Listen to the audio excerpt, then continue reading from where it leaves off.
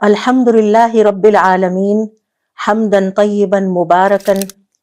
تمام تعریفیں اللہ رب العزت کے لیے ہے جو ہر طرح کی تعریف کا مستحق ہے، دو جہانوں کا پروردگار ہے اور جس نے ہمیں علم اور ہدایت عطا فرمائی۔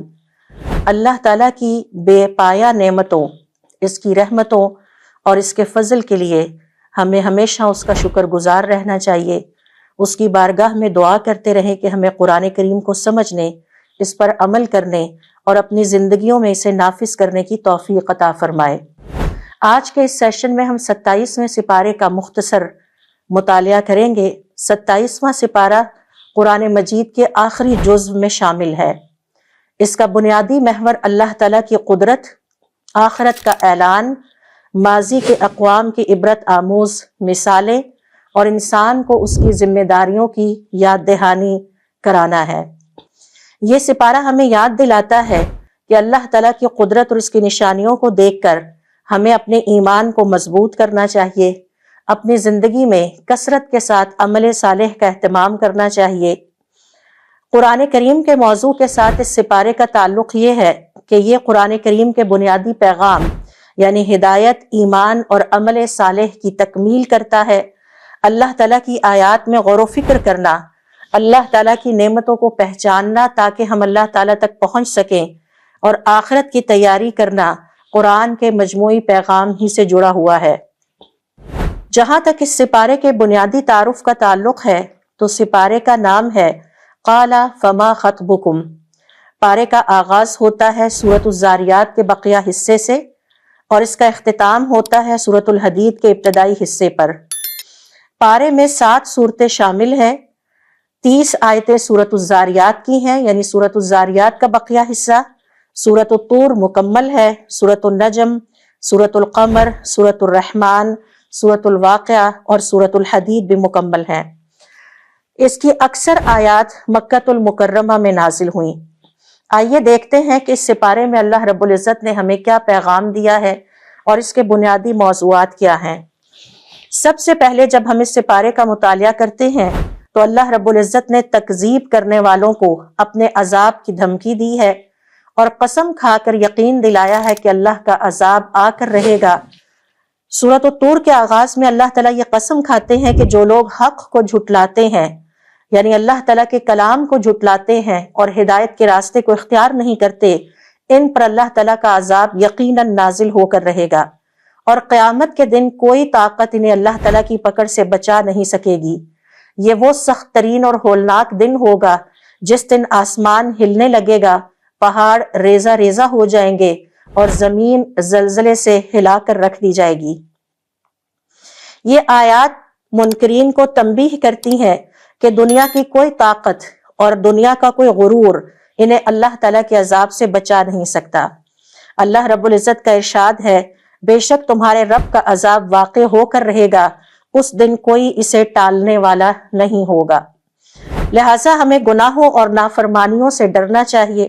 حضرت عمر رضی اللہ تعالیٰ عنہ فرمایا کرتے تھے، گناہوں سے اس طرح ڈرو جیسے تم اپنے دشمنوں سے ڈرتے ہو، کیونکہ گناہ انسان کے دشمن ہوتے ہیں۔ آخرت کے انجام کو سامنے رکھ کر ہمیشہ اپنی زندگی گزارنی چاہیے۔ اللہ تعالیٰ کے احکام کو نظر انداز کرنا، اللہ تعالیٰ کی ہدایت کے پیغام کو نظر انداز کرنا اور اللہ تعالیٰ کی نافرمانی کو معمولی نہ لیا جائے، یہ بہت بڑا گناہ ہے اور اللہ تعالیٰ کو سخت ناپسند ہے۔ یہی اللہ تعالیٰ نے مومنوں سے جنت کا وعدہ کیا ہے اور اس کی نعمتوں کا بیان بھی کیا ہے تاکہ ہمیں ترغیب ملے اور ہم اپنے آپ کو اس دنیا کی زندگی میں عمل صالح کے ذریعے تیار کر سکے تاکہ اللہ تعالیٰ کی نعمتوں کے مستحق بن جائے۔ اللہ تعالیٰ نے اہل ایمان کو، اپنے فرما بردار بندوں کو جنت کی بشارت دی ہے اور فرمایا کہ یہاں میرے مومن بندے نعمتوں، امن اور خوشیوں میں رہیں گے، نہ انہیں کوئی خوف ہوگا نہ وہ غمگین ہوں گے۔ اہل ایمان کو بہترین کھانے، بہترین مشروبات اور اللہ تعالیٰ کی طرف سے عزت اور دل کا سکون اور خوشی عطا ہوگی۔ جنت میں وہ چمکتے دمکتے چہروں کے ساتھ یعنی فریش فیسز کے ساتھ ان نعمتوں کو انجوائے کر رہے ہوں گے۔ یہ جنت اصل میں انہیں اس لیے عطا کی جائے گی کہ دنیا میں وہ اللہ تعالیٰ کے فرما بردار بن کے رہے، تقویٰ کا راستہ اختیار کیا اور اللہ تعالیٰ پر ایمان لانے والے بنے۔ سورۃ الطور کی آیت نمبر 17 سے 18 دیکھیے، جس میں اللہ رب العزت کا ارشاد ہے، بے شک متقی لوگ باغات اور نعمتوں میں ہوں گے اور جو کچھ ان کے رب نے انہیں عطا کیا ہوگا اس پر بہت خوش ہوں گے۔ جنت کے حصول کے لیے ہمیں اپنی زندگی میں تقوی اختیار کرنا ہے۔ ہمارا رب ہمیں یہ نصیحت کر رہا ہے، تقوی کے راستے پر چلتے ہوئے، ہدایت کے راستے پر چلتے ہوئے جو آزمائشیں آئیں ان پر صبر کرنا چاہیے، اللہ تعالیٰ کی نعمتوں پر شکر ادا کرنا چاہیے، اور اللہ تعالیٰ کی نعمتوں کا شکرانہ یہ ہے کہ نیک عمل میں اضافہ کر دیا جائے۔ اسی طرح جھٹلانے والوں کی حجتوں اور شبہات کو اللہ تعالیٰ نے یہاں باطل قرار دیا ہے۔ سورۃ الطور میں اللہ تعالیٰ کفار کے باطل اعتراضات کو رد کرتے ہیں، کیونکہ یہ کفار کبھی حضور اکرم صلی اللہ علیہ وآلہ وسلم کو شاعر کہہ کر اللہ تعالیٰ کے کلام، احکام اور اللہ تعالیٰ کے نبی کا مذاق اڑاتے، اور کبھی آپ کو کاہن یا نجومی کہتے۔ اللہ تعالیٰ ان سے سوال کرتے ہیں، ان سے پوچھئے کہ کیا یہ قرآن کریم انہوں نے خود بنایا ہے یا کیا اپنی تخلیق خود کی ہے؟ بغیر خالق کے خود پیدا ہو گئے؟ اس طرح قرآن کریم عقلی انداز میں ان کی دلیلوں کو کمزور ثابت کرتا ہے۔ ایمان عقل اور فطرت دونوں کے مطابق ہے۔ ہر طرح کے شکوک اور شبہات کا جواب قرآن کریم میں موجود ہے۔ مسلمان کو اپنے عقیدے پر اور اللہ تعالیٰ پر یقین اور ایمان رکھنا چاہیے۔ اللہ تعالیٰ یہاں حضور اکرم صلی اللہ علیہ وآلہ وسلم کو تسلی دیتے ہیں اور فرماتے ہیں کہ نماز اور ذکر کا اہتمام کرتے رہو۔ کفار کی مخالفت اور کفار کی طرف سے پہنچنے والی تکلیفوں اور کفار جو حضور اکرم صلی اللہ علیہ وآلہ وسلم کا مذاق اڑاتے، تو اس سے حضور اکرم صلی اللہ علیہ وسلم کو اذیت پہنچتی۔ اللہ تعالیٰ نے اپنے نبی صلی اللہ علیہ وآلہ وسلم کو یہاں صبر کی تلقین کی ہے اور انہیں حکم دیا ہے کہ اللہ کے فیصلے کا انتظار کریں۔ آج ان کفار کا دن ہے، یہ جو کرنا چاہتے ہیں کر لیں، ایک وقت آئے گا کہ جب اللہ تعالیٰ کی پکڑ میں یہ سب آ جائیں گے۔ اور پھر حضور اکرم صلی اللہ علیہ وآلہ وسلم کو تاکید کرتے ہیں کہ ہر حال میں اپنے رب کی عبادت، تسبیح اور نماز میں مشغول رہیں، کیونکہ مشکل حالات میں اللہ تعالیٰ کی عبادت انسان کو سکون عطا کرتی ہے۔ اللہ رب العزت کا ارشاد ہے، محمد صلی اللہ علیہ وآلہ وسلم اپنے رب کے حکم کا صبر کے ساتھ انتظار کریں، بے شک آپ ہماری نگاہوں میں یعنی ہماری نگرانی میں ہیں، اور جب آپ اٹھے تو اپنے رب کی حمد کے ساتھ تسبیح بیان کرتے رہیں۔ مشکلات میں صبر اور اللہ تعالیٰ پر ہمیں بھروسہ کرنا چاہیے۔ حضور اکرم صلی اللہ علیہ وآلہ وسلم کے ذریعے اللہ تعالیٰ ہمیں 27ویں سپارے میں یہ پیغام دے رہے ہیں، نماز اور ذکر دل کو سکون عطا کرتے ہیں، اللہ کی نگرانی کا احساس انسان کو مضبوط بناتا ہے۔ قیامت کے بارے میں جو کفار شکوک اور شبہات قائم کرتے تھے اور کہتے کہ یہ کیسے ہو سکتا ہے کہ جب ہم مر جائیں گے اور ہمارے جسم کا ذرہ ذرہ مٹی میں مل جائے گا تو یہ کیسے ہو سکتا ہے کہ ہمیں دوبارہ زندہ کیا جائے؟ اللہ رب العزت نے سورۃ الطور میں واضح طور پر بیان کیا کہ قیامت اور مرنے کے بعد دوبارہ جی کر اٹھنا ایک یقینی حقیقت ہے۔ یہ وہ دن ہوگا جس دن ہر انسان کو اس کے اعمال کا بدلہ عطا کیا جائے گا۔ اس حقیقت کو جھٹلانا دراصل انسان کی غفلت اور اس کے غرور کا نتیجہ ہے۔ سورۃ الطور کی آیت نمبر 9 سے 10 میں اللہ رب العزت فرماتے ہیں، جس دن آسمان بری طرح ہلنے لگے گا اور پہاڑ چلنے لگیں گے۔ قیامت کی تیاری ایمان کا بنیادی تقاضا ہے۔ ہمیں یہ سمجھایا جا رہا ہے اپنے اعمال کی ذمہ داری کو آج ہی سے قبول کیجئے، کیونکہ اعمال کی جواب دہی کو ہمیں ہمیشہ یاد رکھنا ہے۔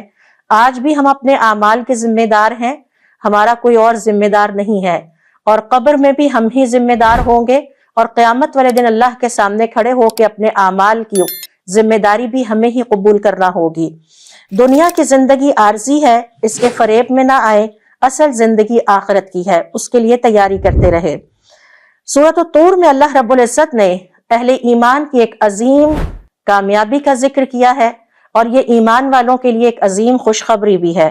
اللہ رب العزت فرماتے ہیں کہ جو لوگ ایمان لائے اور ان کی اولاد بھی ایمان کے راستے پر ان کی پیروی میں چلی، ہم جنت میں ان کو اور ان کی اولاد کو اکٹھا کر دیں گے۔ یہ اللہ تعالیٰ کا بہت بڑا فضل ہوگا کہ اگر والدین اور اولاد اکٹھے ایمان پر انتقال کر جائیں تو اللہ تعالیٰ نے جس طرح دنیا کی زندگی میں انہیں اکٹھا کیا تھا، آخرت کی نعمتوں میں سے ایک نعمت یہ ہوگی کہ وہ آخرت کی زندگی میں بھی اکٹھے ہوں گے۔ اس طرح اہل ایمان کی خوشی مکمل ہو جائے گی اور پورا خاندان جنت میں بھی ایک ساتھ رہے گا۔ اللہ تعالیٰ ہمیں بھی ایسے خوش نصیب خاندانوں میں شامل ہونے کی توفیق عطا فرمائے۔ یہاں اللہ رب العزت ہمیں یہ پیغام دے رہے ہیں کہ اپنی اولاد اور آنے والی نسلوں کی دینی تربیت کرنا ضروری ہے تاکہ ہم آخرت میں بکھر نہ جائیں۔ یہ بڑے افسوس اور دکھ کا مقام ہوگا کہ اگر باپ جنت میں ہے اور بیٹا جہنم میں جا چکا ہے۔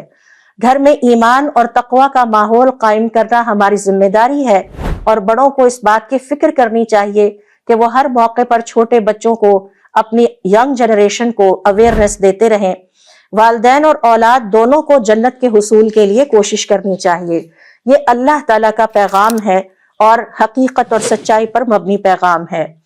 27ویں سپارے میں سورۃ النجم میں اللہ رب العزت نے ہمیں یہ پیغام دیا ہے اور قسم کھا کر یہ حقیقت بیان فرمائی کہ قرآن رسول اللہ صلی اللہ علیہ وآلہ وسلم کی لائی ہوئی وحی ہے، اور یہ سراسر سچ ہے کیونکہ یہ اللہ تعالیٰ کا کلام ہے۔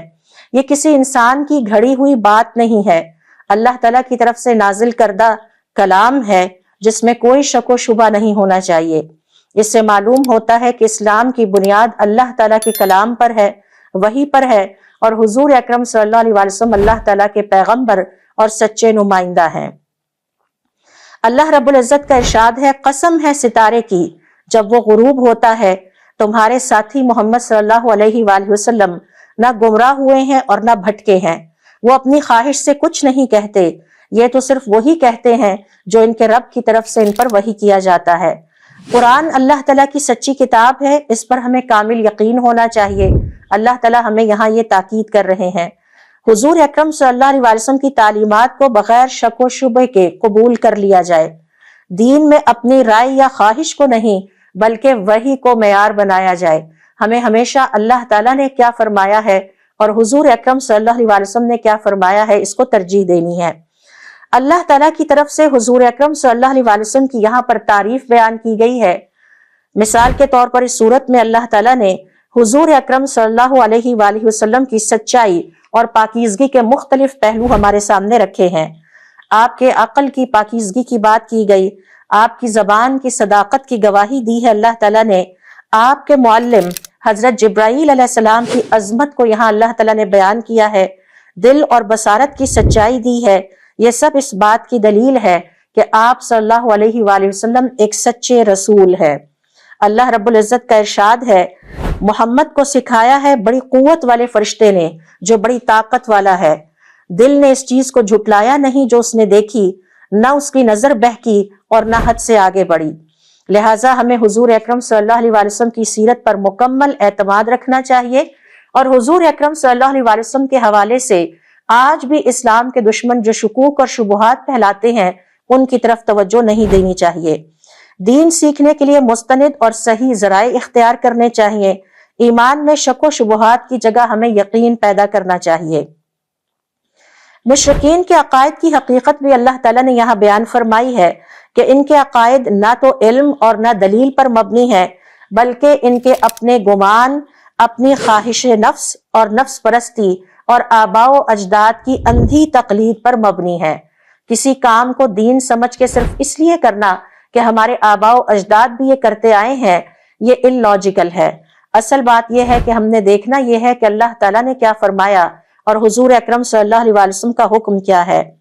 ان عرب کی اور ان کفار کی حالت یہ تھی کہ وہ فرشتوں کو اللہ تعالیٰ کی بیٹیاں قرار دیتے تھے اور بغیر دلیل کے بتوں کی عبادت کرتے تھے۔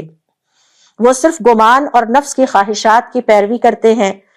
اللہ رب العزت ہمیں یہاں پیغام دے رہے ہیں کہ دین کے معاملے میں اندھی تقلید سے بچا جائے، بلکہ علم اور دلیل تلاش کر کے عمل کیا جائے۔ خواہشات کی بجائے اللہ تعالیٰ کی ہدایت کو معیار بنایا جائے۔ عقیدہ ہمیشہ قرآن اور سنت سے لینا چاہیے۔ جب بھی کوئی بات پتہ چلے تو فوراً تلاش کیجئے کہ قرآن میں اللہ تعالیٰ نے اس حوالے سے کیا فرمایا ہے اور سنت یا حدیث میں حضور اکرم صلی اللہ علیہ وسلم اس حوالے سے کیا فرماتے ہیں۔ آسمانی کتابوں کے عقائد کا بھی اللہ رب العزت نے ذکر کیا اور فرمایا کہ اللہ تعالیٰ کی طرف سے نازل کردہ تمام آسمانی کتابیں بنیادی عقائد میں ایک ہی جیسی تعلیم دیتی ہیں۔ سب نے اللہ تعالیٰ کی قدرت کو بیان کیا۔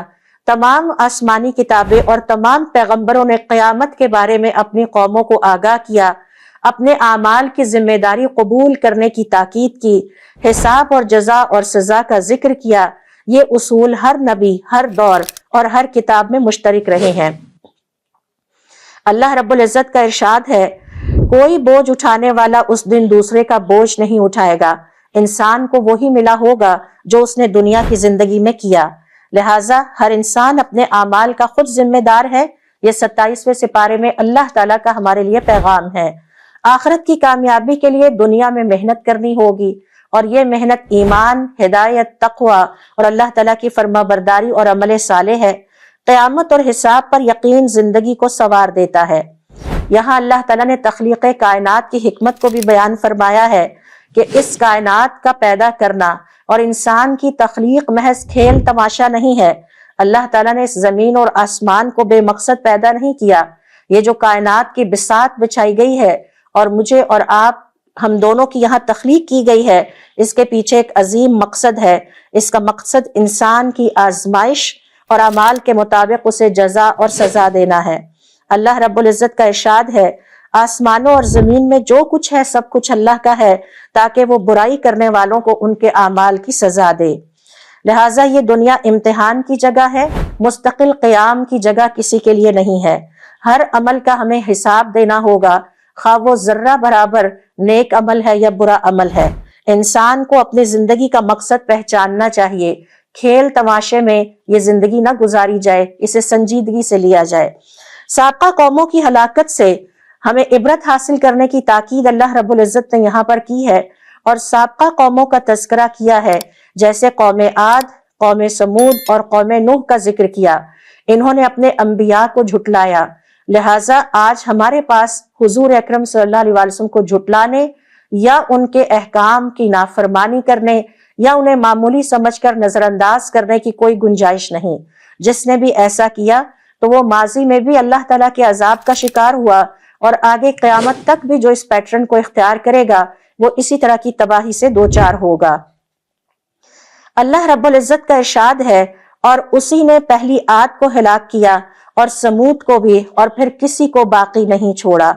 اللہ تعالیٰ کی نافرمانی کا انجام ہمیشہ تباہی ہوتا ہے۔ تاریخ کے واقعات سے ہمیں سبق حاصل کرنا چاہیے۔ انبیاء کی تعلیمات کو رد کرنا یا ان کی تعلیمات کو ہلکا سمجھنا یا ان سے منہ موڑ لینا اور ان پر عمل نہ کرنا، اس کا انجام انتہائی خطرناک اور خسارے پر مبنی ہے۔ سورۃ النجم کا ایک اہم پیغام یہ ہے کہ شفاعت یعنی قیامت کے دن کی سفارش بھی اللہ تعالیٰ کے اختیار میں ہے۔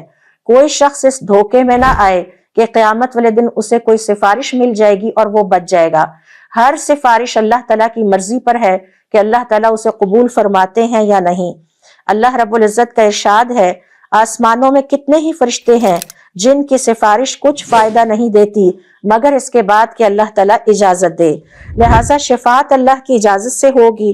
اللہ تعالیٰ کی رضا حاصل کرنا ہی نجات کا راستہ ہے، اور اعتماد اپنے اعمال پر کیا جائے اور زندگی کے ہر لمحے کو نیک اعمال اکٹھے کرنے کا ذریعہ بنایا جائے۔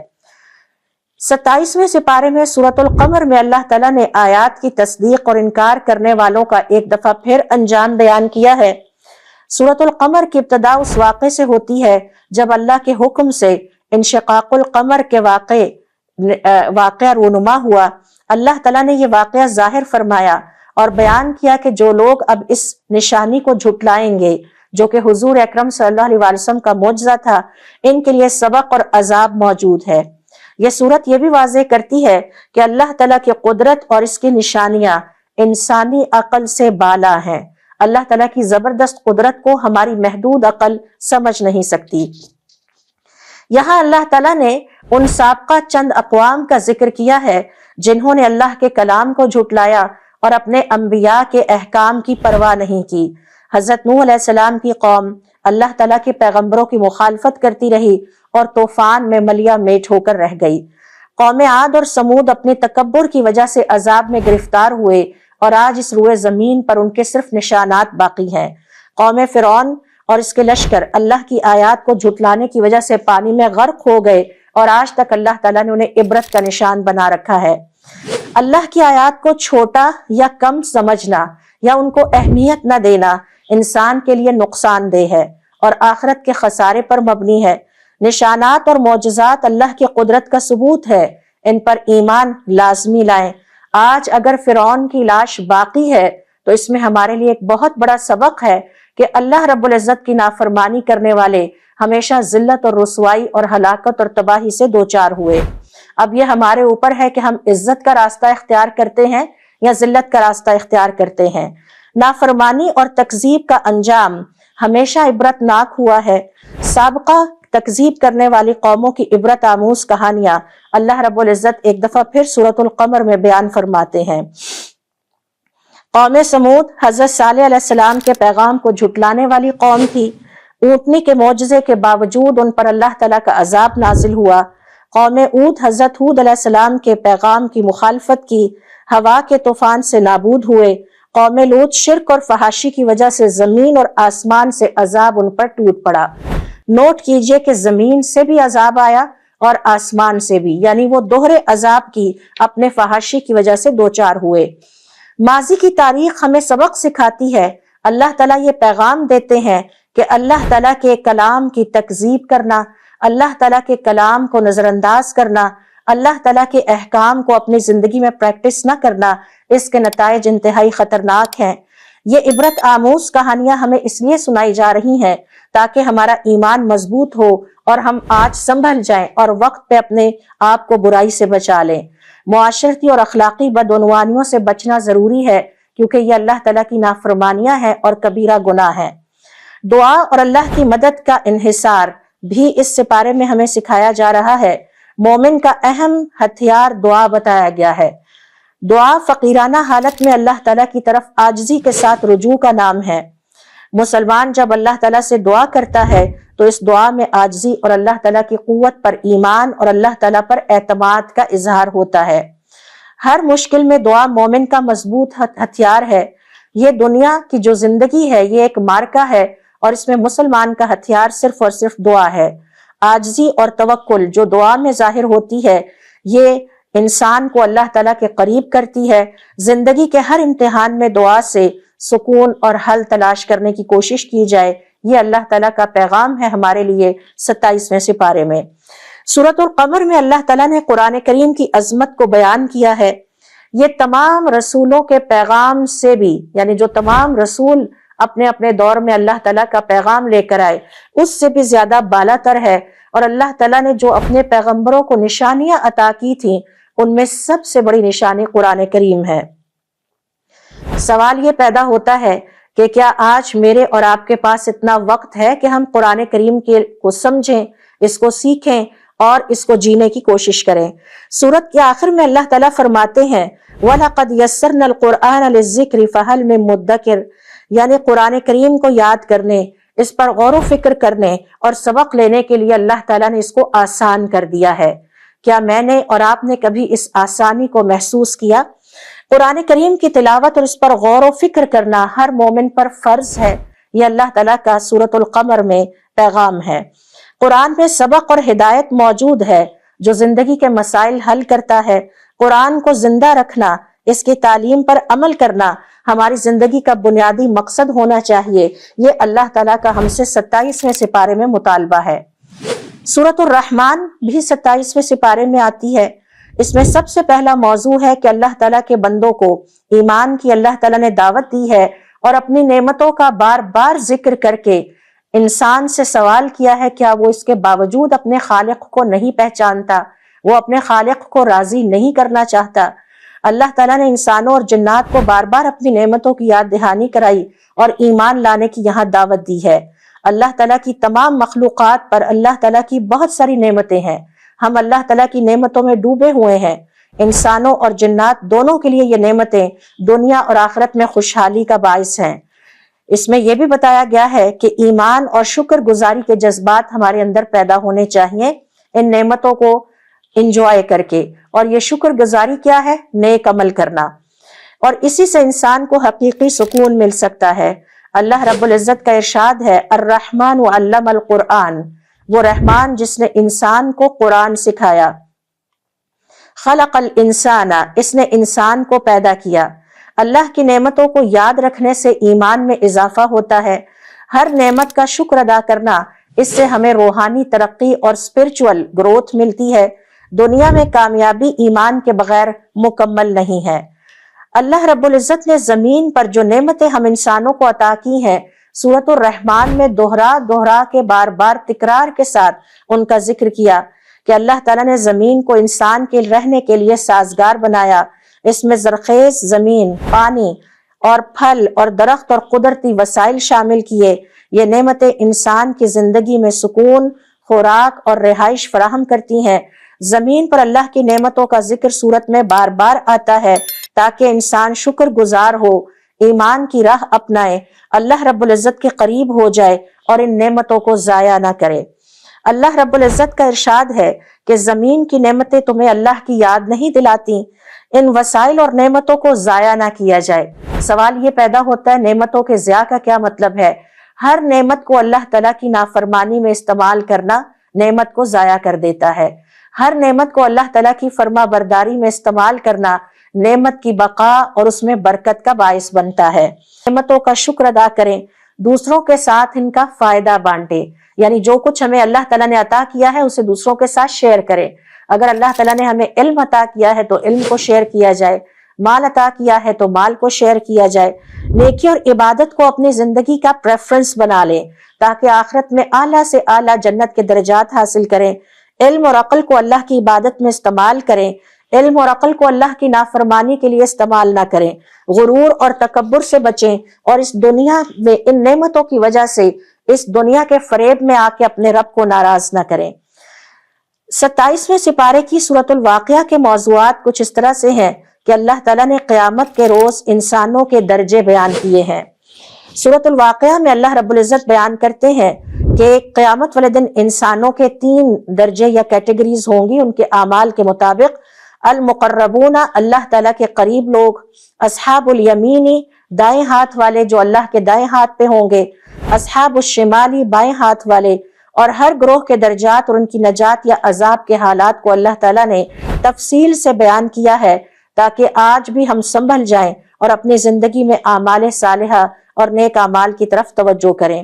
اللہ رب العزت کا ارشاد ہے، جو شخص اپنے اعمال کے ترازو میں بھاری ہوگا وہ خوشحال زندگی میں ہوگا، اور جس کا ترازو یا میزان ہلکا ہوگا اس کی منزل دوزخ ہوگی۔ اعمال صالحہ کی اہمیت جانیں، یہ اللہ تعالیٰ کا پیغام ہے، اور اپنی زندگی میں نیک اعمال کو بڑھائیں۔ اپنے اعمال کے وزن پر غور کریں کہ کون سے اعمال زیادہ بھاری ہیں، وہ کرنے کی کوشش کریں۔ ذرا نوٹ کیجئے کہ حضور اکرم صلی اللہ علیہ وسلم کے پاس صحابہ کرام آتے اور سوال کرتے افضل ترین عمل کون سا ہے۔ اس کی وجہ یہی تھی، وہ چاہتے تھے کہ یہ جو دنیا کی زندگی کے ہمیں مہلت عطا کی گئی ہے اس میں ہم ایسے کام کریں جن کا قیامت والے دن ہمارے ترازو میں وزن زیادہ ہو۔ تو اللہ تعالیٰ کا پیغام ہے کہ اپنے اعمال کے وزن پر غور کریں کہ کون سے اعمال زیادہ بھاری ہیں۔ قیامت کے دن کے درجات کے پیش نظر دنیاوی معاملات میں تقوی سے کام لیا جائے۔ پھر اللہ رب العزت نے 27ویں سپارے میں سورۃ الواقعہ میں یہ بھی بیان کیا ہے کہ قیامت کے دن کس طرح زمین پر ایک ہلچل مچ جائے گی اور پہاڑ ٹوٹ پھوٹ کر ریزہ ریزہ ہو جائیں گے۔ قیامت کے دن زمین اپنے بوجھ سے آزاد ہو جائے گی، جو کچھ اس کے اندر ہے وہ سب باہر آ جائے گا۔ حضور اکرم صلی اللہ علیہ وسلم فرماتے ہیں، ہم دنیا کی امتوں میں آخری ہیں، زمین میں بھی سب سے آخر میں جائیں گے، لیکن قیامت والے دن حساب میں سب سے پہلے ہوں گے۔ سب سے پہلے ہمارے یعنی امت مسلمہ کو نکالا جائے گا۔ امام نووی رحمت اللہ علیہ فرماتے ہیں، زمین کی مثال ایک برتن کی طرح ہے، اس میں جو چیز سب سے آخر میں جائے گی، قیامت والے دن جب اس برتن کو الٹایا جائے گا تو وہ سب سے پہلے باہر آئے گی۔ یہی وجہ ہے کہ ہمارا حساب تمام امتوں کے سامنے سب سے پہلے لیا جائے گا۔ تو زمین اپنے بوجھ سے آزاد ہو جائے گی، پہاڑ ٹوٹ کر بکھر جائیں گے۔ انسان کے سامنے یہ مناظر اس لیے رکھے گئے ہیں کہ ہمیں پتہ چل جائے کہ یہ سارا نظام عارضی ہے اور اللہ تعالیٰ کی قدرت لامحدود ہے۔ یہ منظر انسان کو عبرت اور خوف خدا کی یاد دلاتا ہے۔ اللہ رب العزت کا ارشاد ہے، جب وہ قیامت واقع ہوگی تو اس کے واقع ہونے میں کوئی شک نہیں، یہ کسی کو نیچا کر دے گی یعنی رسوا کر دے گی، اور کسی کو اونچا کر دے گی یعنی عزت والا بنا دے گی۔ لہٰذا یہ دنیا عارضی ہے، اللہ تعالیٰ کا پیغام ہے، قیامت کی حقیقت کو ذہن میں رکھیں، اپنی زندگی میں اللہ تعالیٰ کے احکام پر عمل کریں، خوف خدا اور احتیاط کے ساتھ زندگی گزاریں، اپنی زندگی کو بہت سنجیدگی سے لیں۔ پھر اسی سپارے میں اللہ تعالیٰ نے حساب کے دن انسانوں کے گروہ بیان کیے ہیں کہ حساب کی کیا کیٹیگری ہوگی۔ اللہ تعالیٰ نے 3 گروہ انسانوں کے حساب کے اعتبار سے بیان کیے ہیں۔ المقربون، اللہ کے نزدیک مخصوص لوگ جو کہ نیک ہیں۔ اصحاب الیمین، سیدھے ہاتھ والے جو جنتی ہیں۔ دائیں ہاتھ والے اصحاب الشمال، بائیں ہاتھ والے جو دوزخی ہیں۔ اللہ تعالیٰ نے ہمیں یہ تقسیم بیان کر کے پیغام دیا ہے، ہر انسان کے اعمال کے مطابق اس کا مقام ہوگا۔ تو ذرا بیٹھ کے سوچئے کہ ہم المقربون میں جائیں گے یا دائیں ہاتھ والوں کی طرف ہوں گے، یا جو اللہ تعالیٰ کے بائیں ہاتھ دوزخی ہیں ان میں شامل ہوں گے۔ اللہ رب العزت کا ارشاد ہے، جو شخص اپنے اعمال کے ترازو میں بھاری ہوگا وہ خوشحال زندگی میں ہوگا، اور جس کا ترازو ہلکا ہوگا یعنی اعمال نیک عمل کم ہوں گے اس کی منزل دوزخ ہوگی۔ اپنی زندگی میں نیک اعمال کو ترجیح دی جائے، دوسروں کے ساتھ عدل و انصاف کا سلوک اختیار کیا جائے، قیامت کے حساب سے ہر عمل کا خیال رکھیں۔ ہر چھوٹے بڑے عمل کے بارے میں پہلے سوچئے کہ قیامت والے دن ترازو میں یہ کہاں جائے گا۔ اسی طرح سے سورت میں خالق کی توحید اور قدرت کے دلائل بیان کیے گئے ہیں تاکہ ہم انسانوں کا یقین اللہ تعالیٰ پر مضبوط ہو جائے۔ یہ پہاڑ، زمین اور آسمان کی تخلیق، یہ بارش اور پانی کا نظام انسان کے عقل میں اللہ کی عظمت اور وحدانیت کو ظاہر کرتی ہے۔ اللہ تعالیٰ فرماتے ہیں، کیا یہ ان اونٹوں پر غور نہیں کرتے کہ یہ کیسے پیدا کیے گئے، اور آسمانوں کو اللہ تعالیٰ نے کیسے بغیر ستونوں کے بلند کر رکھا ہے۔ ہر نعمت میں اللہ تعالیٰ کی قدرت کو پہچانے، علم اور تحقیق کے ذریعے دین کی حقیقت کو سمجھنے کی کوشش کی جائے، شکر گزاری اور اللہ تعالیٰ پر توکل رکھا جائے۔ پھر یہیں پر اللہ تعالیٰ نے قرآن کریم کی سچائی اور اس کے مقام کو بیان کیا ہے۔ قرآن کریم کا ہر حکم اور بیان انسان کی ہدایت کے لیے ہے، اسے فائدہ پہنچانے کے لیے ہے۔ ذرا غور کیجئے، ہمارا رب ہمارا فائدہ چاہتا ہے لیکن ہم ایسے فیصلے کرتے ہیں جن میں ہمارا نقصان ہے۔ اس قرآن کریم پر ایمان لانے سے انسان کے مقام اور درجات بلند ہوتے ہیں۔ اللہ رب العزت کا سورۃ الواقعہ میں ارشاد ہے، یقیناً یہ قرآن ایک باعزت کلام ہے، ایک محفوظ کتاب میں اللہ تعالیٰ کے پاس۔ قرآن کریم کی تعلیمات پر عمل کریں، یہ اللہ تعالیٰ کا پیغام ہے۔ قرآن کو روزانہ زندگی میں رہنما بنائیں، لوگوں کو قرآن کریم کی سچائی، اللہ تعالیٰ کے کلام کی برکت سے آگاہ کریں، اور خاص طور پر اس کا آغاز اپنے گھر والوں سے کریں۔ یہاں پر اللہ تعالیٰ نے عذاب اور ثواب کے اسباب بھی بیان فرما دیے ہیں۔ یہاں اللہ تعالیٰ نے عذاب کے اسباب واضح کیے ہیں لیکن ثواب کے اسباب بیان نہیں کیے، کیونکہ ثواب اللہ تعالیٰ کی طرف سے فضل اور کرم ہے، جبکہ عذاب عدل اور انصاف ہے۔ اور یہ اسباب کیا ہیں؟ ہم نے تمہیں قرآن قریب عذاب کی طرف متنبع کیا ہے۔ یہ اسباب برے اعمال ہیں، اللہ تعالیٰ کے احکام کی نافرمانی ہے، اللہ تعالیٰ کے کلام کا انکار کرنا ہے، حضور اکرم صلی اللہ علیہ وسلم کی سنتوں کو ترک کرنا ہے، حضور اکرم صلی اللہ علیہ وسلم کے طور طریقوں کو اپنی زندگی میں پریکٹس نہ کرنا ہے۔ اللہ رب العزت فرماتے ہیں کہ ان برے اعمال سے بچیں اور ان کے نتائج واضح کر دیے ہیں۔ نیکی کر کے اللہ تعالیٰ کے فضل پر بھروسہ رکھا جائے تاکہ نیکی کر کے انسان غرور اور تکبر میں مبتلا نہ ہو۔ دوسروں کے ساتھ عدل و انصاف سے کام لیا جائے تاکہ اللہ تعالیٰ کے عذاب سے بچیں۔ 27ویں سپارے میں سورۃ الحدید کا آغاز اللہ تعالیٰ کے اس پیغام سے ہوتا ہے کہ دل کی سختی کا علاج اللہ تعالیٰ کے راستے میں خرچ کرنا ہے۔ ذرا غور کیجئے، حدید کا مطلب ہے لوہا، اور اس سورت کا آغاز ہی دل کی سختی کے بیان سے ہوا ہے۔ اللہ تعالیٰ کی نافرمانی کرنے سے، اللہ تعالیٰ کے کلام سے منہ موڑنے سے اور اللہ تعالیٰ کی ہدایت کے راستے پر نہ چلنے سے دل سخت ہونے لگتے ہیں۔ اس دل کی سختی کا علاج اللہ تعالیٰ نے بیان کیا ہے کہ اللہ کے راستے میں خرچ کرے۔ حضور اکرم صلی اللہ علیہ وسلم اماں عائشہ رضی اللہ تعالیٰ عنہا سے فرماتے ہیں، اے عائشہ، اگر تم چاہتی ہو کہ تمہارا دل نرم ہو اور تم آخرت کی زندگی میں میرے ساتھ ہو تو مسکینوں کے ساتھ بیٹھا کرو، محتاجوں کے ساتھ وقت گزارا کرو، کیونکہ اس سے دل نرم ہوتا ہے اور دل میں اللہ تعالیٰ کی شکر گزاری کے جذبات پیدا ہوتے ہیں۔ ہمیشہ جب حالات اچھے رہتے ہیں، خوشحال لوگوں میں ہی ہم بیٹھتے رہتے ہیں تو اس سے دل سخت ہونے لگتے ہیں اور اللہ تعالیٰ کی نعمتیں ہمیں کم محسوس ہوتی ہیں۔ جب ہم مسکینوں، محتاجوں کے ساتھ اور وہ لوگ جو اللہ تعالیٰ کی نعمتوں سے محروم ہیں ان کے ساتھ وقت گزارتے ہیں تو ہمارا دل نرم ہوتے ہیں اور اللہ تعالیٰ کی شکر گزاری کے جذبات پیدا ہوتے ہیں۔ یہی وجہ ہے کہ اللہ تعالیٰ فرماتے ہیں کہ اللہ کے راستے میں خرچ کرو تاکہ تمہارے دل کی سختی کو نرمی میں بدلا جائے۔ انسان کی سخاوت اس کے ایمان کو مضبوط کرتی ہے، اللہ تعالیٰ سے اس کا تعلق مضبوط ہوتا ہے، دل میں رحمت اور شفقت کے جذبات دوسروں کے لیے پیدا ہوتے ہیں اور اللہ تعالیٰ کی طرف سے سکون عطا ہوتا ہے۔ اللہ رب العزت کا سورۃ الحدید میں ارشاد ہے، اللہ اور اس کے رسول پر ایمان لاؤ اور جو رزق اللہ نے تمہیں عطا کیا ہے اس میں سے خرچ کرو۔ حضور اکرم صلی اللہ علیہ وسلم اپنے صحابہ کرام کو یہ سکھایا کرتے کہ وہ روزانہ اللہ تعالیٰ کی راہ میں صدقہ کریں، چاہے وہ تھوڑا سا ہی ہو۔ لہٰذا یہاں ہمیں اللہ تعالیٰ بھی یہ پیغام دے رہے ہیں کہ صدقہ اور خیرات کو روزانہ معمول بنایا جائے، مال و دولت کو اللہ کے راستے میں محتاجوں، مساکین اور ضرورت مندوں پر خرچ کیا جائے۔ سخاوت سے دل میں رحمت اور شفقت کے جذبات پیدا ہوتے ہیں، دل نرم پڑنے لگتے ہیں اور اللہ تعالیٰ کی طرف سے سکون عطا ہوتا ہے۔ اللہ کی تسبیح اور قدرت اور علم کا بیان بھی یہاں پہ کیا گیا ہے کہ ہر کام میں اللہ تعالیٰ کی حکمت کو سمجھنے کی کوشش کی جائے۔ وہ اللہ ہے جس نے آسمانوں اور زمینوں کو 6 دن میں پیدا کیا اور پھر وہ عرش پر قائم ہو گیا۔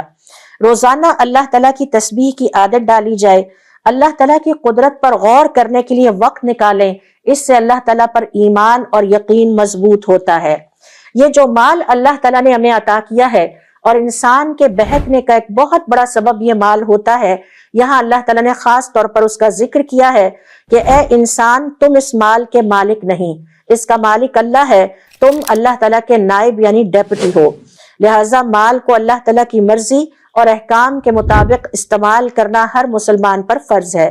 اللہ رب العزت کا ارشاد ہے، جو کچھ بھی تم خرچ کرتے ہو اللہ تعالیٰ تمہیں اس سے دگنا عطا کرتا ہے۔ تو جب بھی مال اللہ کی راہ میں خرچ کیا جاتا ہے، مال میں ایسی برکت ہوتی ہے کہ مال میں اضافہ ہوتا ہے، اللہ کی راہ میں خرچ کرنے سے مال میں کمی نہیں ہوتی۔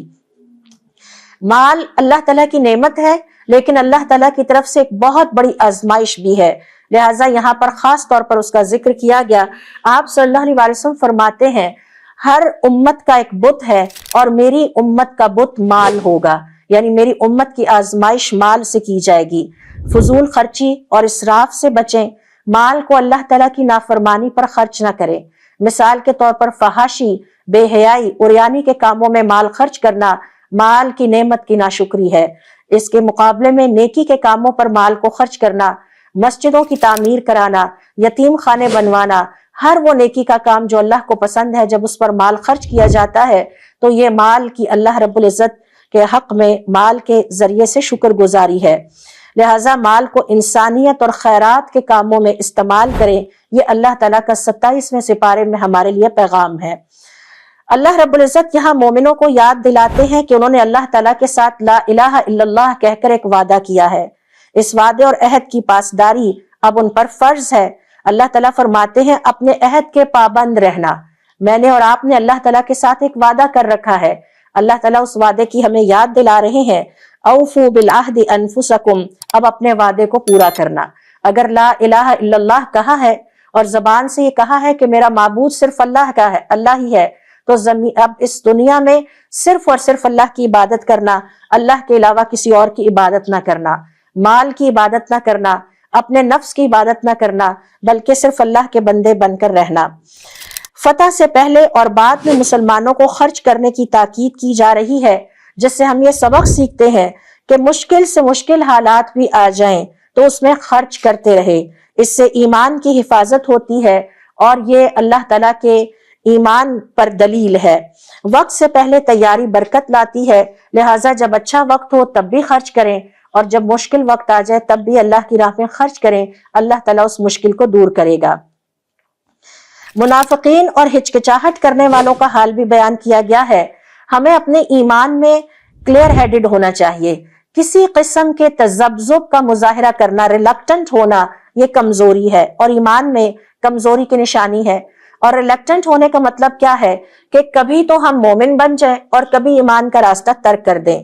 قیامت کے دن اس ہچکچاہٹ کا مظاہرہ کرنے والے اور منافقین کی حالت بیان کی گئی ہے۔ منافقت انسان کے ایمان کو کمزور کرتی ہے۔ اللہ رب العزت فرماتے ہیں، اور یہ منافقین اور دنیا کی زندگی میں ایمان کے حوالے سے ہچکچاہٹ کا مظاہرہ کرنے والے قیامت کے دن آگ کے درجوں میں ہوں گے، انہیں اللہ تعالیٰ جہنم کی تہوں میں پھینک دے گا۔ ایمان میں جھوٹ اور منافقت سے بچیں، کبھی بھی تذبذب کا شکار نہ ہو، اپنے اعمال پر غور کرتے رہیں۔ یہاں پر اللہ تعالیٰ نے خرچ کرنے کی فضیلت اور اس کی برکت کو بھی بیان کیا ہے، اور یہ بھی بیان کیا ہے کہ یہ دنیا فانی ہے، مال سے بالکل چمٹ نہ جائے اور یہ نہ سمجھے کہ اب یہ میرا ہے، بلکہ اس دنیا کو سمجھے یہ دنیا کا سامان تھوڑی دیر کا سامان ہے۔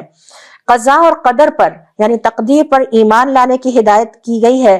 اللہ تعالیٰ کے فیصلوں پر ایمان دل کو سکون عطا کرتا ہے، غرور، فخر اور تکبر سے بچا جائے، مشکلات میں صبر اور حوصلہ رکھیں، اللہ تعالیٰ کی تقدیر پر راضی رہیں، غرور اور تکبر سے اپنے آپ کو بچا کر رکھیں۔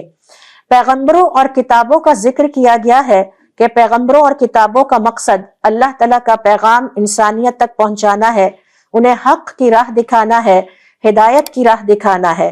علم اور ہدایت انسان کو سیدھی راہ پر لاتے ہیں۔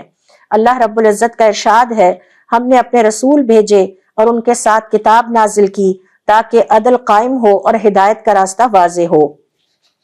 27ویں سپارے میں اللہ رب العزت نے کچھ اہم ترین قصے بھی بیان کیے ہیں، جن میں مثال کے طور پر چاند کو 2 حصوں میں تقسیم کرنے کا قصہ بھی ہے۔ اللہ تعالیٰ نے یہ نشانی دکھائی مگر اکثر لوگ کفر کرتے رہے۔ یہ قصہ اللہ تعالیٰ کی قدرت اور اس کی نشانیوں کو تسلیم کرنے کی ضرورت بتاتا ہے۔ حضرت نوح علیہ السلام کے طوفان کا قصہ بھی ہے جو کہ ہمیں صبر اور ایمان پر استقامت کا درس دیتا ہے۔ اسی طرح سے حضور اکرم صلی اللہ علیہ وسلم کے واقعہ معراج کی طرف بھی اشارہ ہے، جو کہ آپ صلی اللہ علیہ وسلم کا سفر تھا، اور پھر اس میں مختلف حقائق اس دنیا کے حضور اکرم صلی اللہ علیہ وسلم کو دکھائے گئے، اور خاص طور پر امت مسلمہ پر نماز فرض کی گئی، کیونکہ نماز مومن کی معراج ہے۔ کیسے معراج ہے کہ نماز میں انسان دنیا سے کٹ کر اپنے رب سے جڑ جاتا ہے۔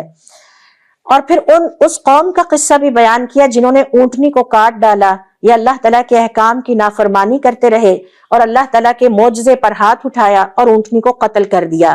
اس نافرمانی کے نتیجے میں اللہ تعالیٰ کے عذاب نے انہیں گھیر لیا اور وہ ملیا میٹ ہو کر رہ گئے۔ لہٰذا اللہ تعالیٰ کے پیغام کو ہلکا نہ لیا جائے بلکہ سنجیدگی کے ساتھ لیا جائے۔ اللہ رب العزت سے دعا ہے کہ اللہ تعالیٰ ہمیں دلوں کی سختی سے بچائے، اپنے راستے میں خرچ کرنے کی توفیق عطا فرمائے، قرآن کریم کو سمجھنے، اس کو سیکھنے اور اس پر عمل کرنے کی توفیق عطا فرمائے، ہمیں اپنے مقربین اصحاب الیمین میں شامل فرمائے، قرآن کریم کی سچی محبت